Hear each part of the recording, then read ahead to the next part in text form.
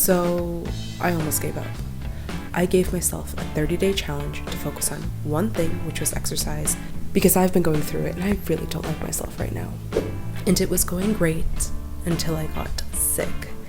And then I was 1 day behind, and then 2 days behind, and then 3 days behind, and then 4 days behind, and I was like, oh God, I haven't filmed in so long, and I set up this whole challenge, and I just felt really bad about myself.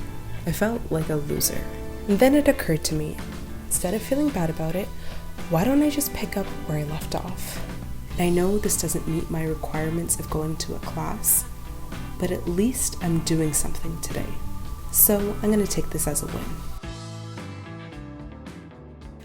I need a shower. The way I look at consistency now has changed. And I know this might seem silly to you, but to me I thought if I wasn't doing the same thing every single day that I said I would do, I'm a failure, or I'm behind, or it doesn't count and I have to restart. But when you look at the bigger picture, overall, if you were consistent, I think is what matters. Because of course there's going to be bumps in the road for everybody. And if I had just said, you know what, it's okay that I missed a few days, and picked back up, I mean, that's essentially what I just did, just a little bit later, I wouldn't have wasted more time. Because I was worried about all the time I waste by not filming, but by just thinking about all the time I was wasting more time, if that makes sense.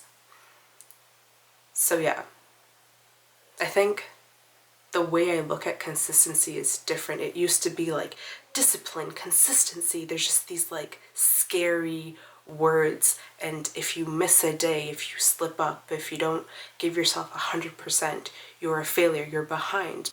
But now the way I see it is that it's a win if you pick back up when you fall down. Which I know everyone always says, but I don't know why I just never put two and two together when I thought of being disciplined or consistent with myself.